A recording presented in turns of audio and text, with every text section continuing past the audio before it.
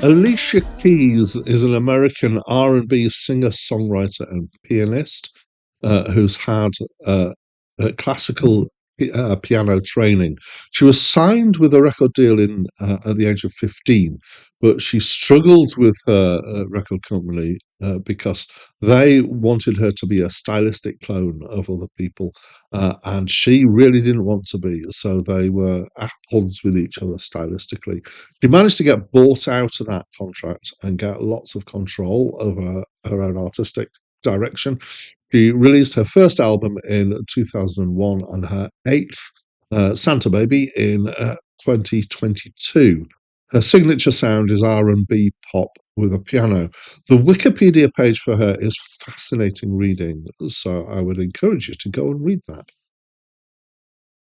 Hi, my name's Dan, and this is my mini album review of Songs in A Minor by Alicia Keys, which was released in 2001. It was her first album, and it's my first time listening to it. And I feel comfortable in describing this as being R&B pop or possibly soul pop.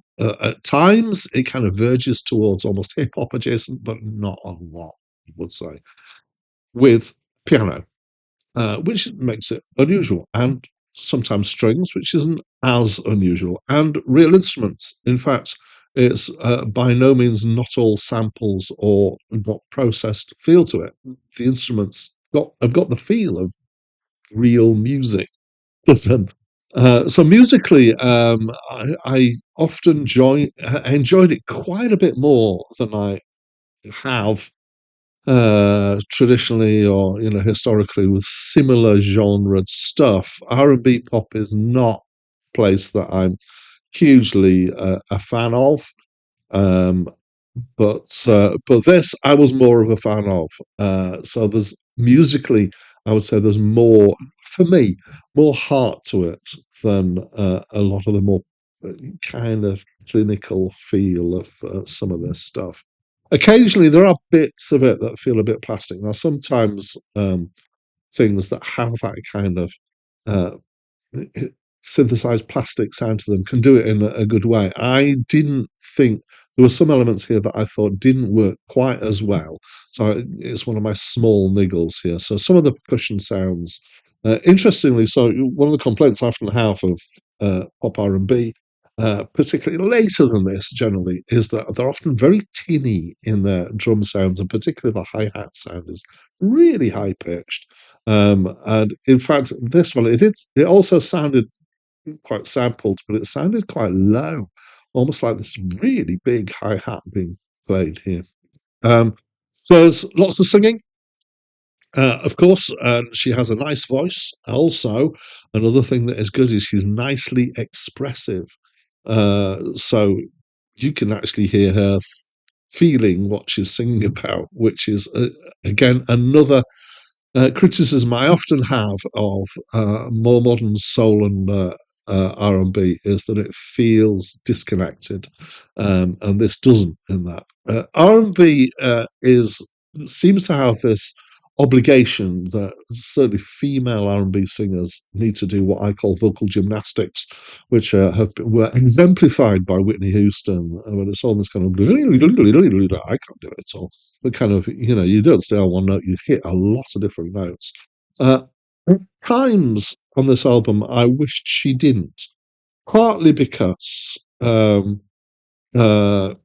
it can at times had a nice feeling, ooh, but I felt like it didn't so much. Occasionally on this album it did, but it didn't so much in the lines that she used, and I felt like at times it was being done just for the obligation of it or for its own sake. Also, she's not as precise on it as some other female R&B singers are and have been, and it's that little bit kind of sliding, a little sloppy at times on this. And I noticed that, and it didn't feel right. But it's a small. I'm spending a lot of time on my small niggles here. There's got multi-tracked backing harmonies, and they're really nice. They often are. The song content is okay. It's a bit on the cliched side, but only a little. She's writing the songs here, so I respect her for that. I always respect people who write their own songs, or predominantly write their own songs, more than I do people who just do covers of other people's stuff, or get other people to write the songs for them.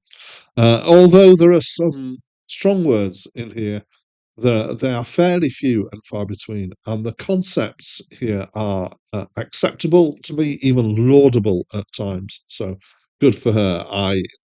As you'll know if you've watched a lot of my videos, I have a thing about the messages that are given, and there's some decent messages in here, I would say. So overall, there's more in here for me to like than dislike, and I liked it quite a lot.